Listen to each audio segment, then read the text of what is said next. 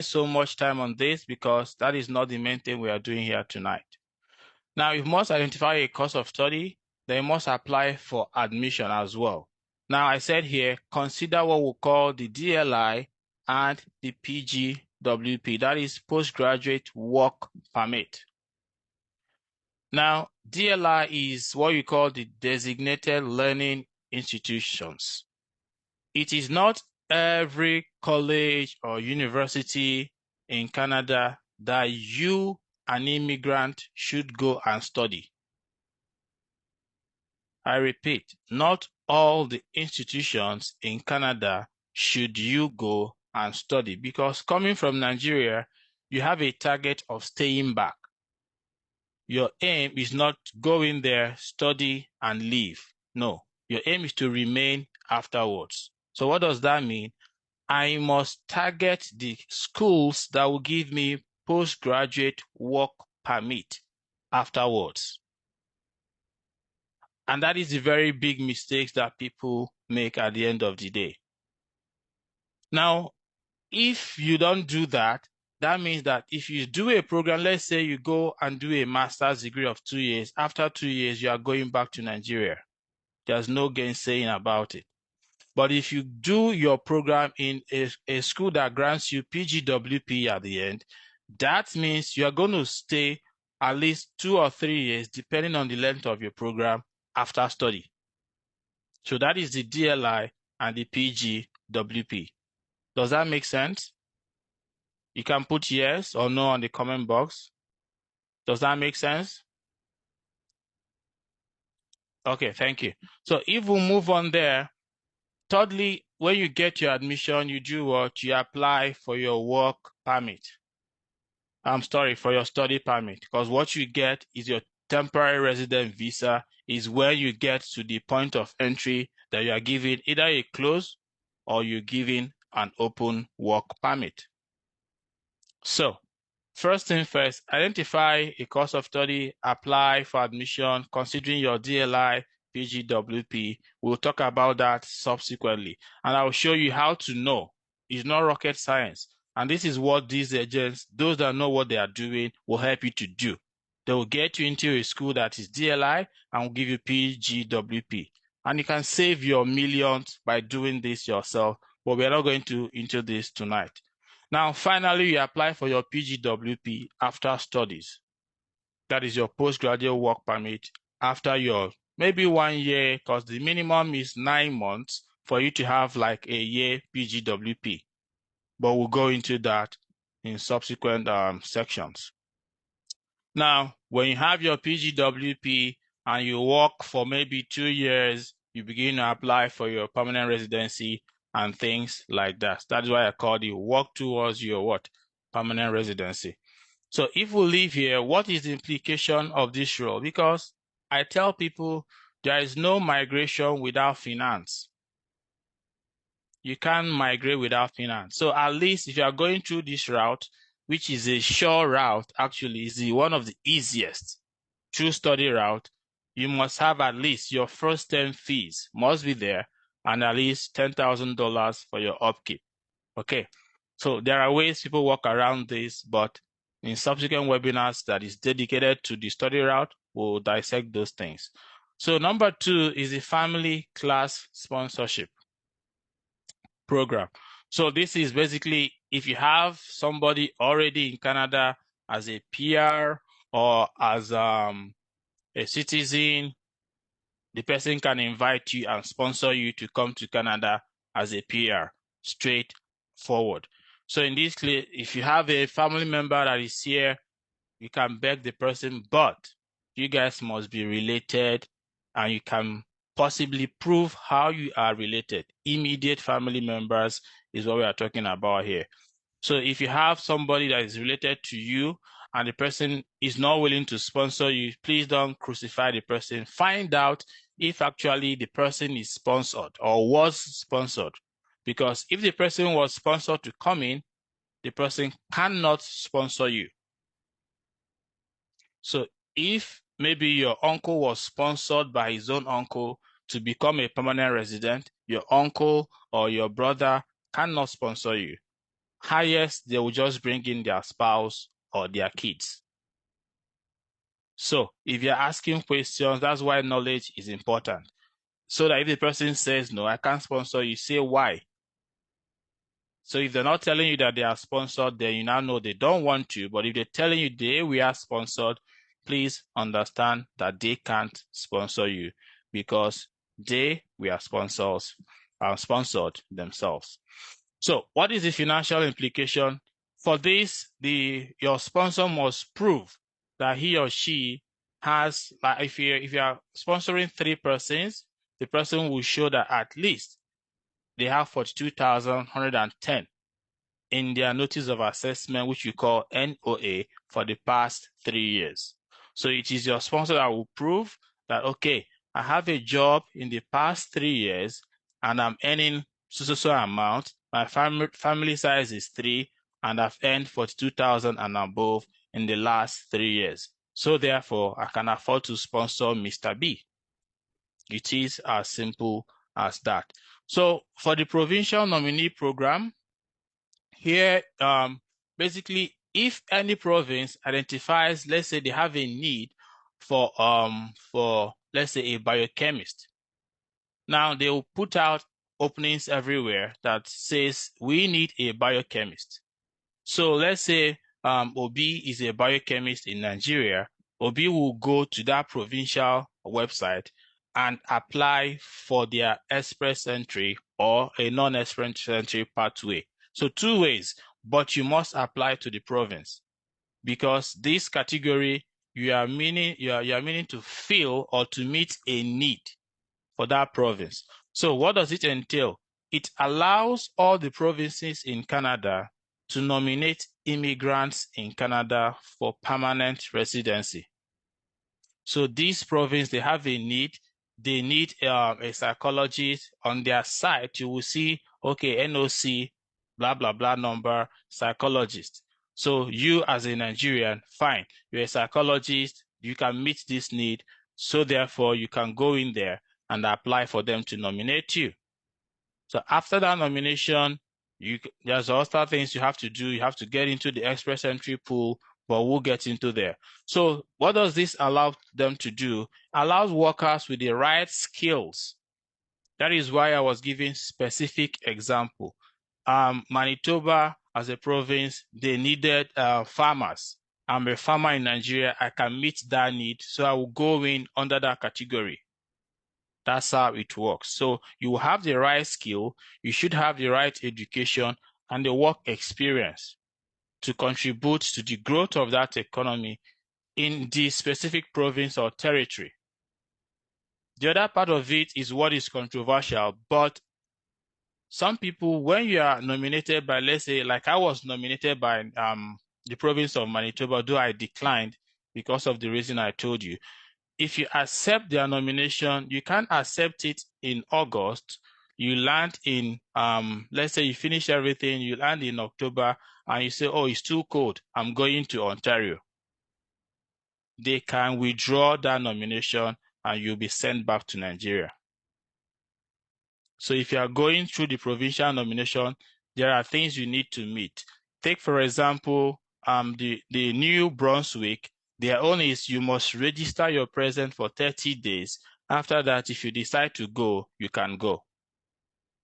So let's say I approached them. They needed lab technologists. I'm a lab technologist. It's easy for them to, okay, say, fine, this guy meets our criteria. Let's nominate him. They will give it to me. I'll apply through the express entry. I'll get that 600 points and I'll be pulled out of the pool, apply, and okay, I arrive at NB, that is New Brunswick, and I register my presence within 30 days of arrival, and I could not find my feet in that province, I'm allowed to go. That is their own rule. But it's not the same for all the provinces. That is where information comes in. At least they require to stay not less than a year or 2 in that particular province before you can go. So that's another downside to this. If you like any province and you go take their nomination, maybe you want to boost your score to get that 600 points, make sure you want to stay there. Okay. As a matter of fact, you also need to prove your ties to that particular province. Maybe you have what is attracting you to them. You have a relative, a brother, or whoever, or that your skill matches what they require. Things like that are what you have to put in your application to make it sell. And that is where we come into. So if we move on from there, so the two modes of classification, modes of application we talked about is the non-express entry process and the express entry process. So in the non-express entry process, like I've touched, you visit the website and apply for the nomination. If you meet the eligibility, they nominate you and you go and apply for permanent residency online. That is it. Now, for this, you have to get a medical exam and the police clearance certificate. These are not issues. So far, you don't have any serious illness that will eat into their health system, then you should be fine. Even if you're a little bit hypertensive or cholesterol, things like that. But if you don't have a serious illness, let's say you have an STI, that is where, or you have, the person has maybe a cancerous issue or whatever, then that's a big problem. But if your medical is okay, police clearance certificate, that one is not a problem.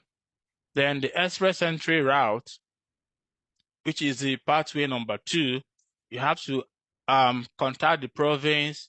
The same thing, you apply, they nominate you under the express entry stream. You go and create your express entry profile online.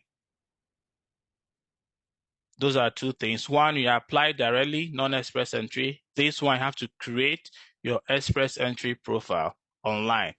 But remember, if you are already pursuing this through other means, you maybe, let's say, you want to go through the federal skilled worker, definitely you have an express entry profile already.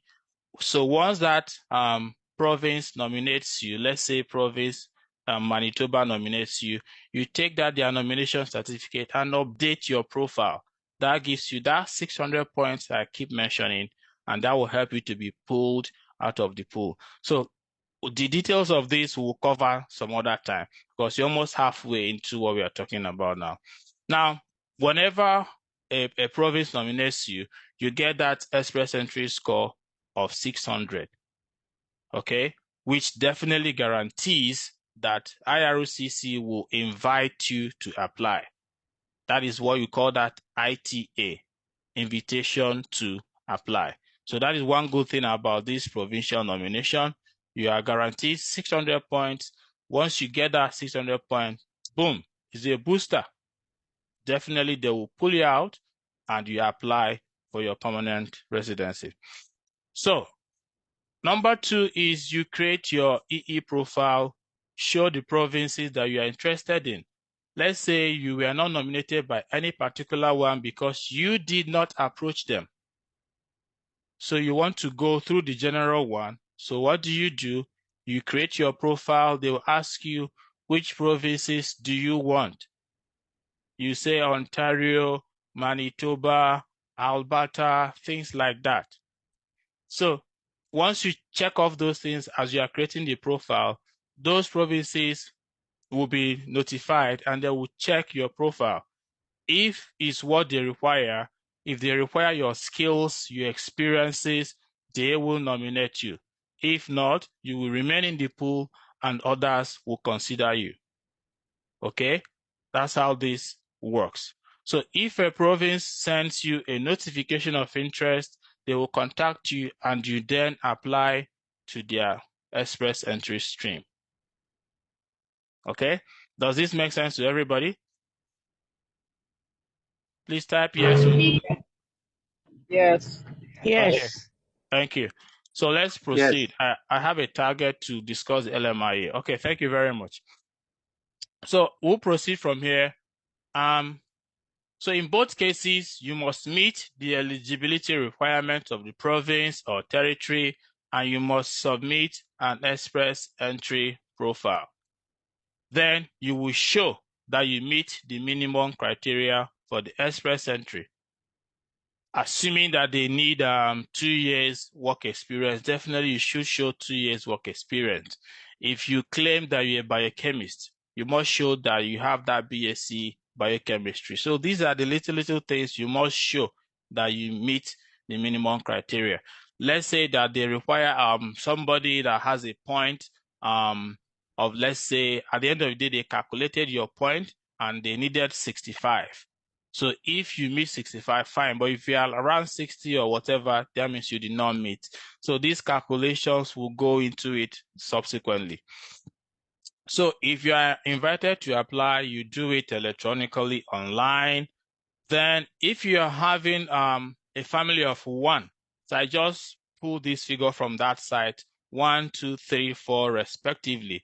So these are what you call the proof of fund, how much you must show them that you have.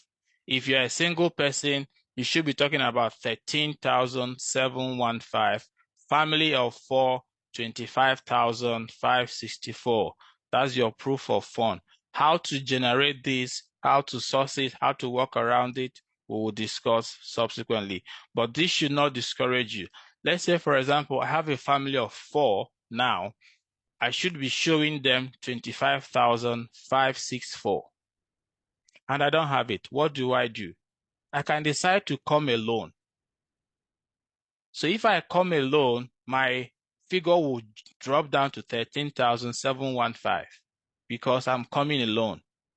Then when I come and establish, I can now invite my people. So these are the ways we can work around this to achieve it.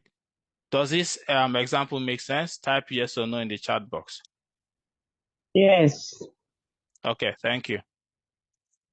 Now, if we leave this part, the express entry pool himself, that is the route number 4. So if I want to come in as federal skilled worker, under there you have the what is it called? The Canadian experience class, federal skills trade, and all that and all that. Now, this is one of the most common ways to get permanent residency in Canada and was designed to help skilled workers, young graduate professionals into Canada. Why did they say young graduates? Because Canadian society, the lifespan, I think, is more than 75 years, the life expectancy. So they have very aged populations. So this process, this route will not favor somebody who is already old. As a matter of fact, if you are 47 and above, when they calculate your point under age, you will be scoring 0. But if you are between 18, 35, I think your point is 12. So these are the things I will show you in subsequent webinars, and you rate yourself, know where you are, and begin to work with that.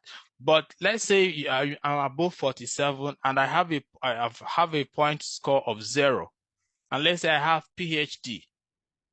That will balance it up at the end of the day, because the point I will get from that PhD will be more than somebody who has just a BSc. So that is how you balance some of these things and you pursue it. And the work experience of 1 year will not count as the same as a work experience of 10. So these are the things you consider as you move along. So the express entry is an application management, blah, blah, blah, overseeing the federal skilled worker program, a Canadian experience class, where personally I went to because I stayed 2 years as part of my PhD, because the PhD I was also teaching in the lab, so I claimed points from there. So when they checked, I fell on that Canadian experience class, because for this CEC, you must have worked in Canada for at least 1 year. Then for the federal skilled worker, anywhere in the world, at least 1 year work experience counts for you. Then the federal skills trade, if you're a plumber, you are a masonry, you are a bricklayer, things like that will fall into this place. Some of them require experience as little as 6 months. Some of them, you don't even need to get a degree. You just have a skill trade certificate and you come in through this route. So these are the information we'll have to share as we move along. So what is the financial implication? Just as the other one, single person 13, family of 4, 25, but you can just decide to come in as a single. When you're applying, they will tell you, are you coming in with your spouse and children? Say no, then it will drop and things like that. We'll explain later as we move along. Now, the candidates in this EE, they are evaluated just like I said, from your work experience, your occupation, your language ability. This is where your IELTS, the almighty IELTS that some of us are scared of. So you have to show them actually that you can communicate, read, listen, and hear and speak English language. So those four bands, your listening, your reading, your writing, and speaking, they must be up to, I think, 7 points. 7 out of 10 at least. If one is 6, they have to go back. But if you are married, one of you guys can do it for the other person and you'll still be fine. But if at the end of the day, you don't need to do IELTS, then consider other routes. Maybe study, because for study, some of the colleges or universities, they waive IELTS for Nigerian students and things like that. Like I said, education, you must have your BSc, at least 1 year work experience. Please don't be above 47. If you are above 47, maybe you are married to somebody who is below 47, let that person be the principal applicant. It doesn't matter who is bringing who in Canada. No. I've seen people, their wife is smarter, the wife will become the principal because her points, she's younger, her degree, she has masters, then the boss is maybe a trader somewhere, no degree. So the wife will be the principal applicant because she has a degree, she can do the IELTS, then the wife will carry the husband as a dependent and they will come over. So these are the things, case by case basis, you will figure it out, and we're also here to help you. Now, they are assigned a score based on comprehensive ranking system, which is what I've been talking about, alongside other candidates in a pool, because they will take, maybe in this month, draws are held bi-weekly, every 2 weeks. So let's say the last draw was 435.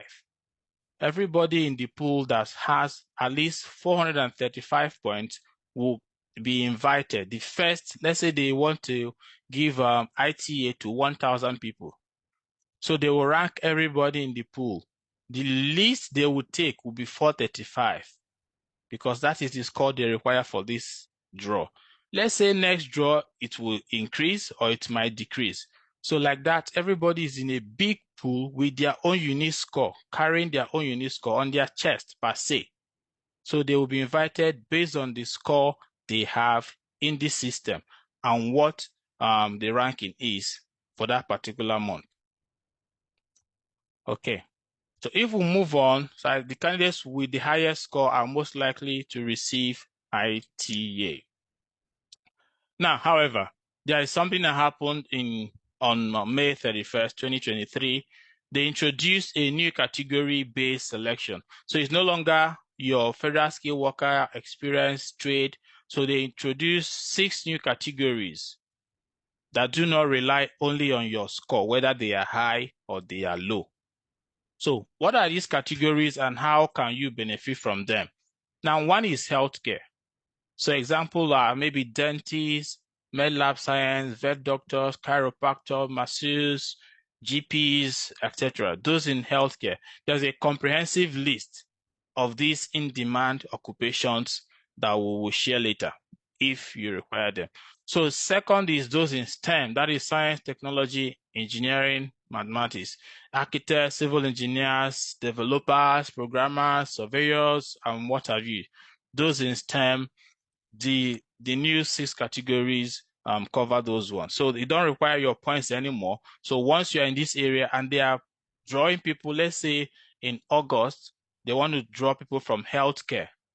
No matter your score, if you are in the top 100, let's say they want to take 100 and you're in healthcare and you're in the top 100, they will not consider the other ones in STEM, in agri, on all that.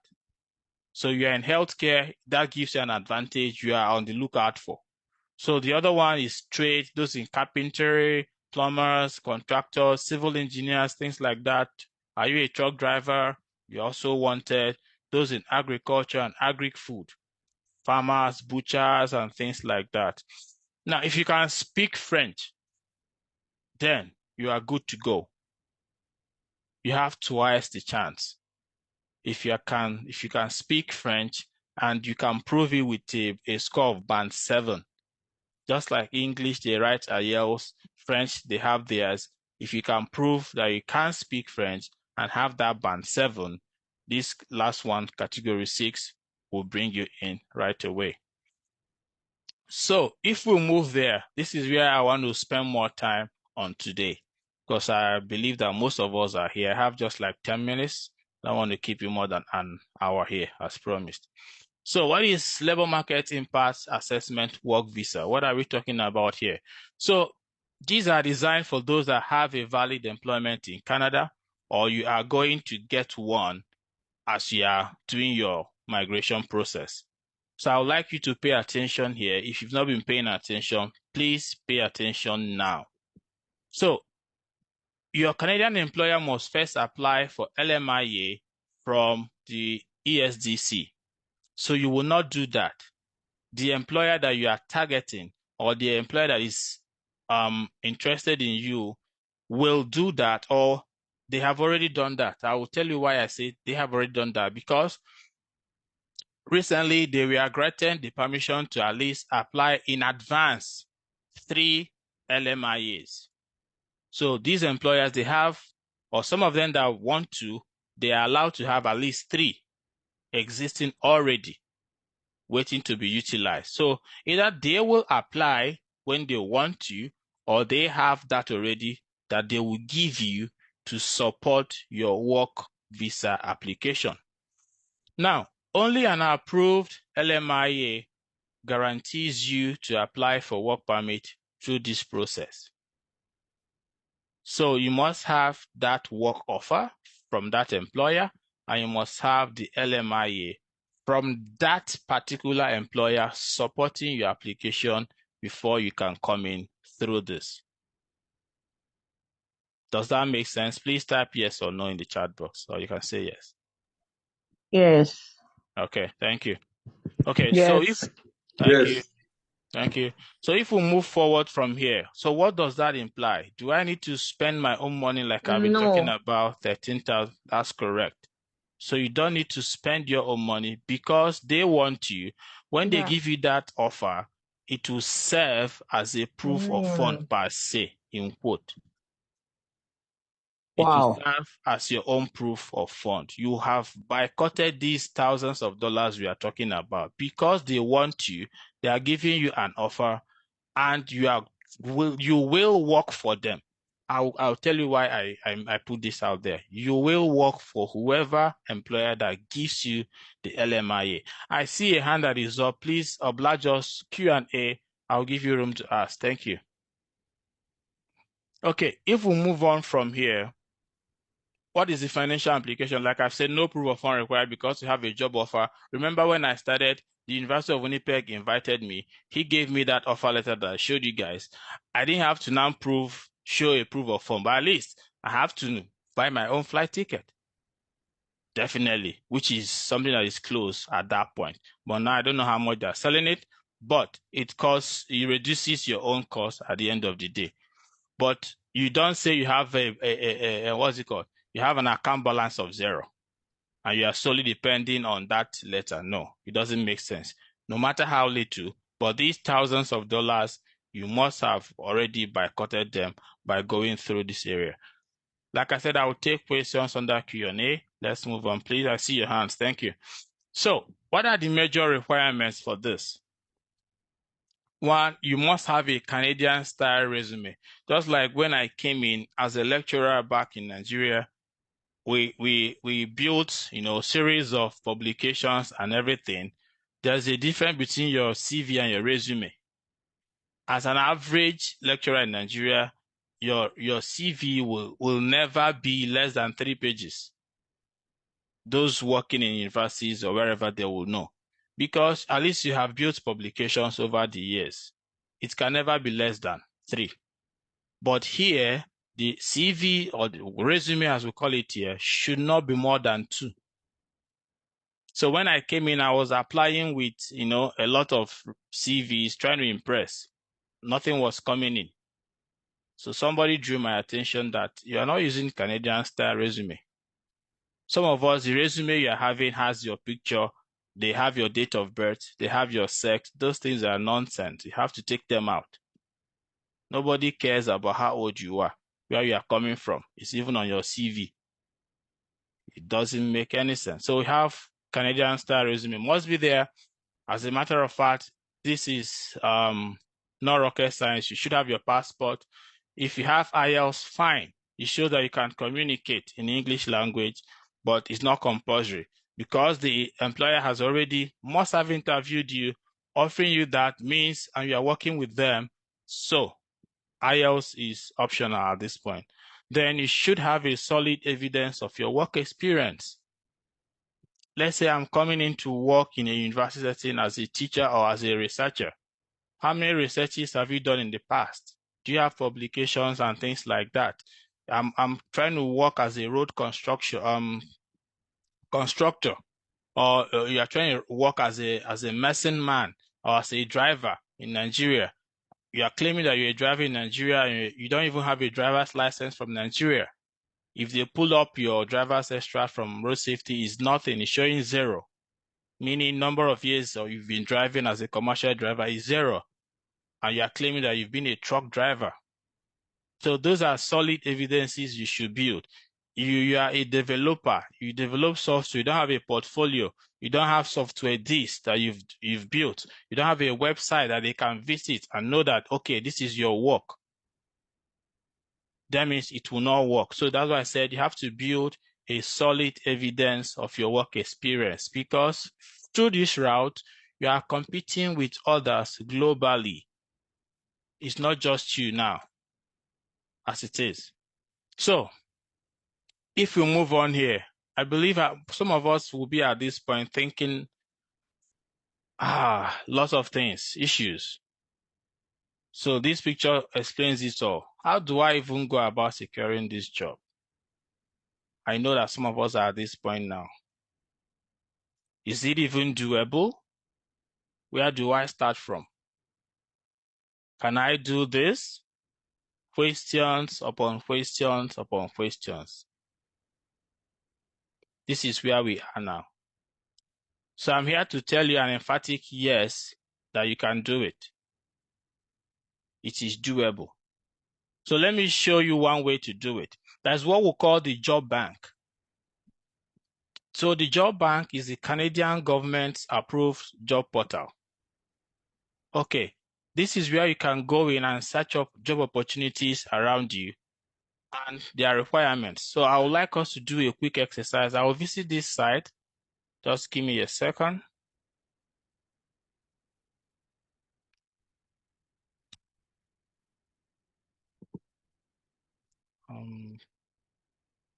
Give me a minute.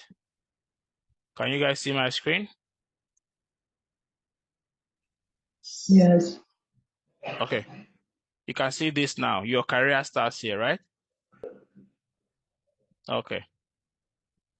So let's take this as an example. Let's say I want to go through the job route. I want to search out a job. Just tell me any occupation you.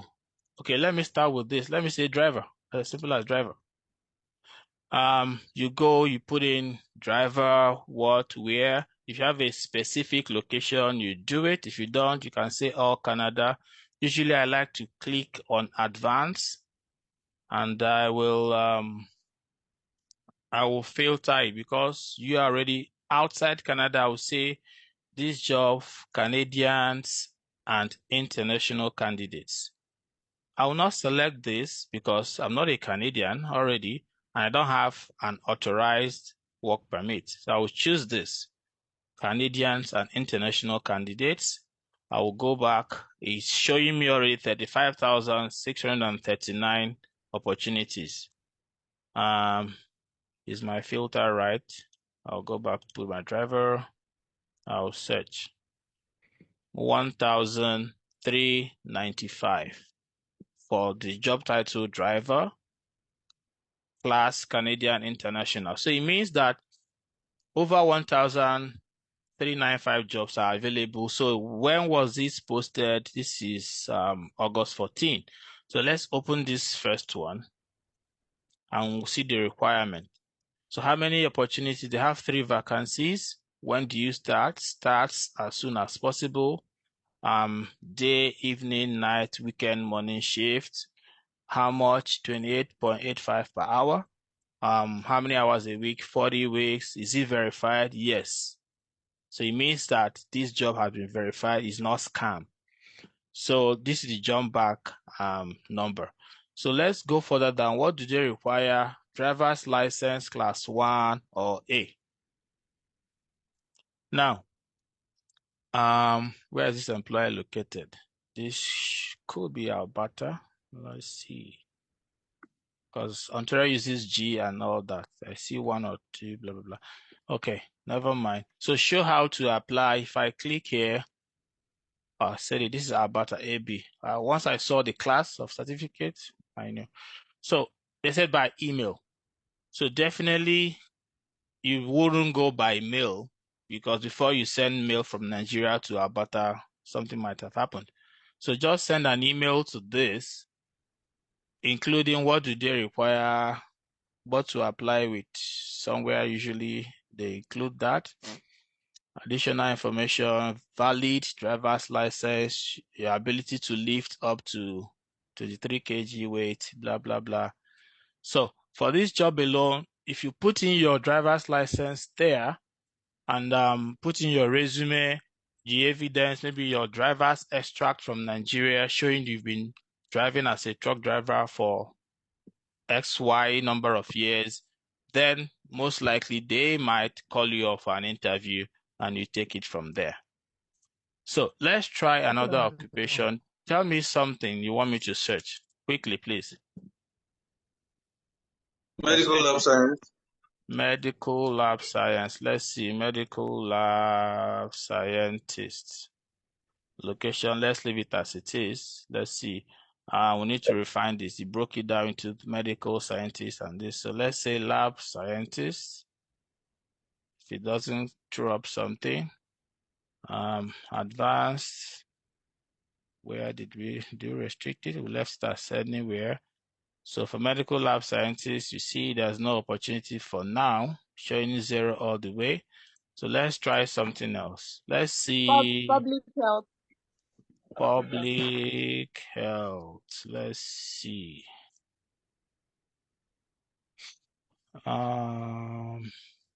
Let's go back. Job search.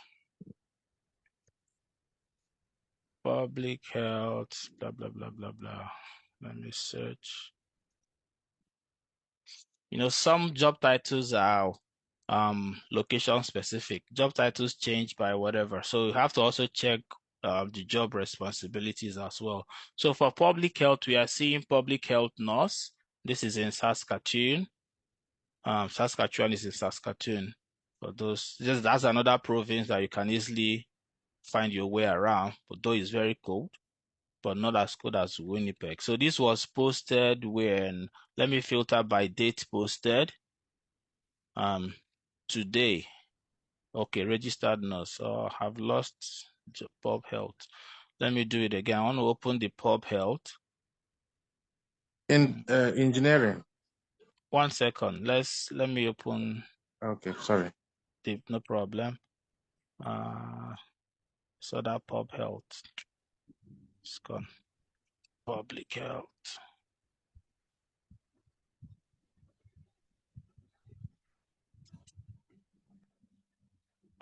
There was, you guys saw, I think 2 of them with that public health in blah, blah, blah, blah, blah. I think I can't find it anymore now. But okay, maybe you should just add the nurse, public health junior nurse. engineer. Public health nurse. Okay, let's see. Okay, junior engineer, mechanical. Okay, yeah, public health nurse. Let's open this one. Thank you for that.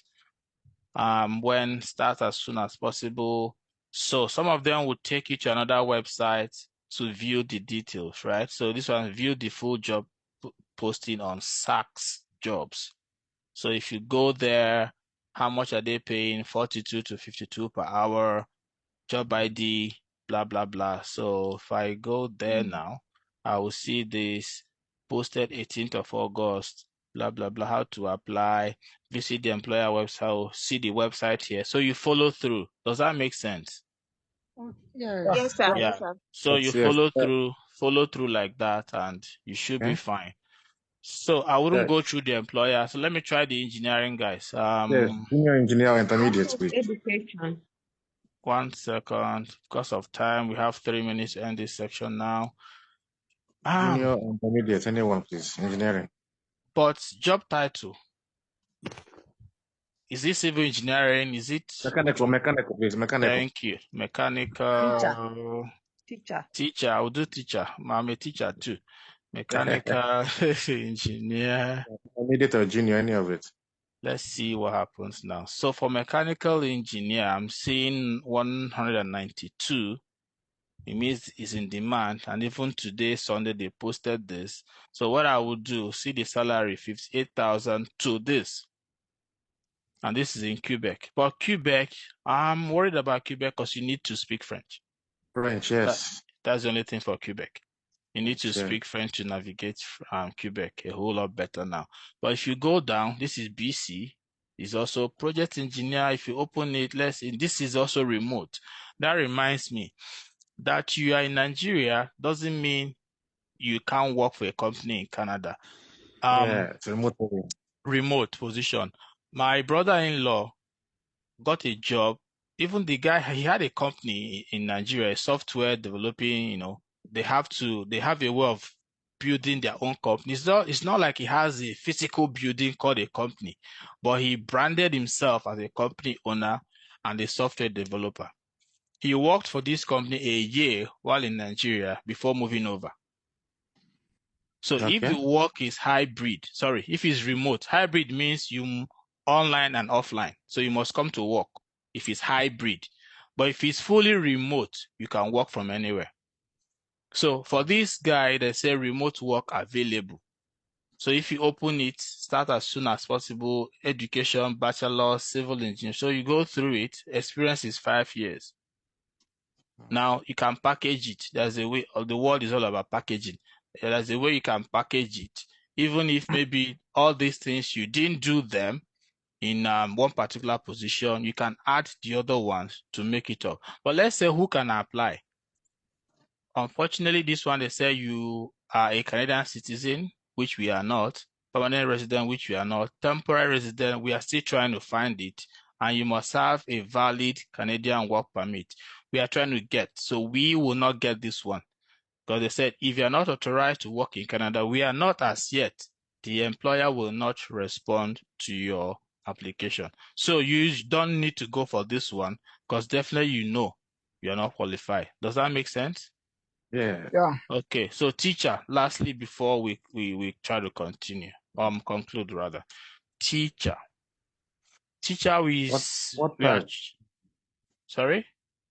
Teacher, is it subject dependent or any just teacher like that? Okay. Thank you. The person just said teacher. I'm searching with just teacher. Science teacher. 2,259. So early child education, blah blah blah. So this is to show you that there are opportunities out there. So wherever you are, even as little as we call it little, plumber. Let's see. Plumber, carpentry. All this, okay, look at this. The other one we searched, we saw lots of money. Look at a plumber, 67. A plumber is earning more than what's the other one we searched for now? So you see, the public health. Exactly, public health. So a plumber is earning 67 per hour. Public health is earning less than 50 per hour. So we neglect these things, even an electrician, but we can stay in this for the whole section, but we need to continue, my friends. So this is to show you one point and one avenue of searching this thing. Please, the John Bank .gc.ca, you can go there tonight, put in your occupation, see if you have jobs, see if you are in demand, if maybe the past one that you left for another one is even the one that is in demand. So you can continue from there. Okay. So at this point, I would like to, you can see this screen, can you? Yes. One second. Yes. You can see this one, right?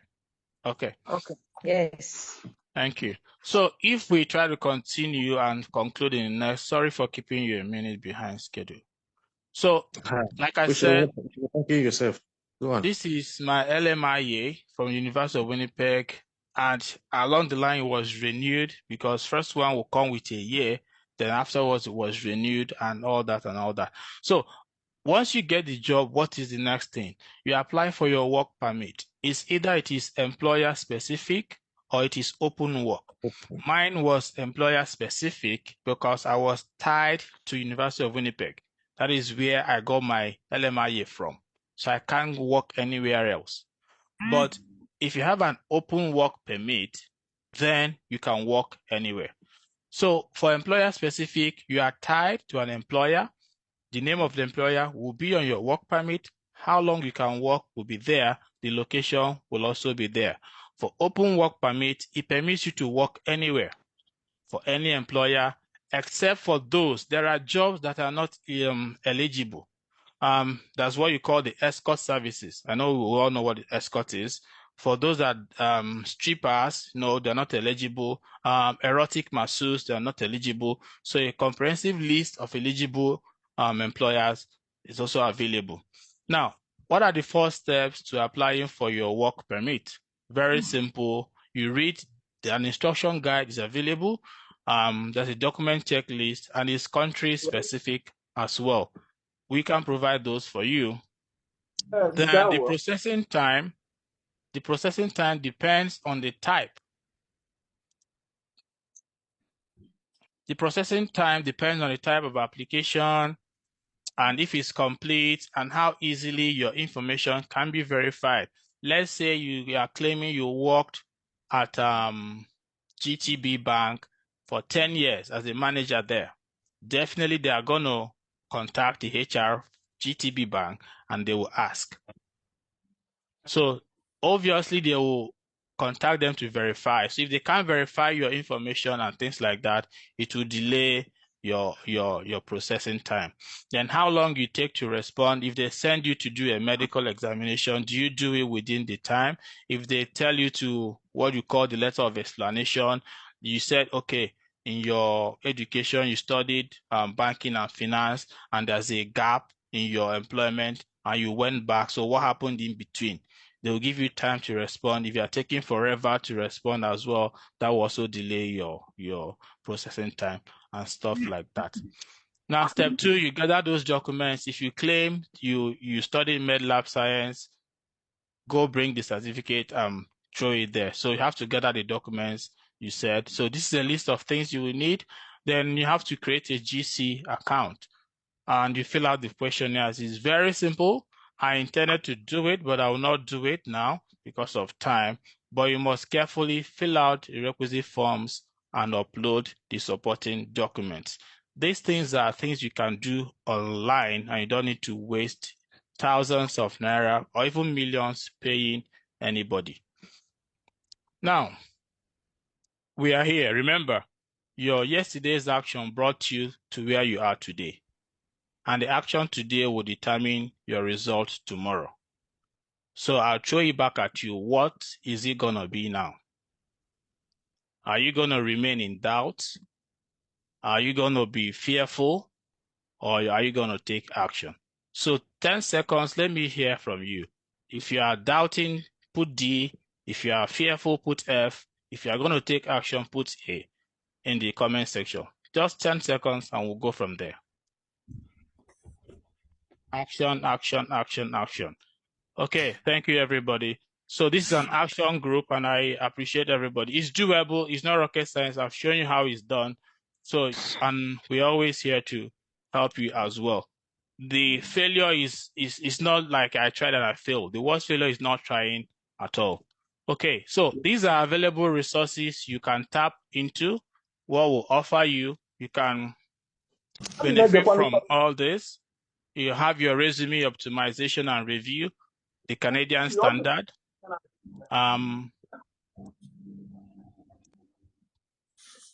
the Canadian standard. One second, let me read this person. Then also, you have your winning email structure. Take, for example, you want to approach somebody who doesn't know you before. How do you structure the email? You don't go in telling the person, I need a job, help me. Nigeria is on fire, help me, I need to go. How do you sell yourself to somebody? The winning email structure will have it. Your LinkedIn, Nigeria, when I was in Nigeria, yeah, we know about LinkedIn, but we don't even pay attention to it. Some of you, if I ask you when last you optimized your LinkedIn or you even updated it, it might be over 3 years, you'll be shocked. So the Canadian way, your LinkedIn is as important as your resume, and they must marry each other. So the job-specific interview prep. You want to prepare for an interview, you need somebody to be your mirror, give you insight based on the job description. We are here also to help you. The SOP, statement of purpose. Why do you want to come to Canada? Is what you have to put in well and sell yourself. If you mess it up, the visa officer might deny you that. We can also help you with that. Then the visa application review. You did not pay any agent. You want somebody to be a second eye. Look through your application from A to Z. You have filled in, you have checked this. Sometimes you want to check yes, you check no. Things like that have to be the I's must be dotted, T's crossed. So we can be your second eye. So to access all these, there is a link I will put in the chat box. If you go there, you can subscribe for any of these. If you want to, it's not compulsory, but we recommend that you get this and they will help you save you millions of naira. So I'll put in this link on the comment section before we go. So if you're interested in subscribing to all of this, then visit that link. What is the total cost of this? Usually this goes for over $500. But because you are here tonight, we are not charging you that. But however, we are partnering with you at a bonus discount of $100. So whatever that amounts to in Naira or in USD or wherever, or those in India, once you visit that site, you will know at the end of the day. So in summary, what have we done? I would like to say thank you for being with us so far. I've shown you the study routes in Canada, family class sponsorship, the PNP, the Express Entry Poll, and the LMIA work visa. I've also shown you the job bank and things you can do for yourself. So I'd like to thank you for attending. And at this point, I'll take few QFA and I will say good night to everybody.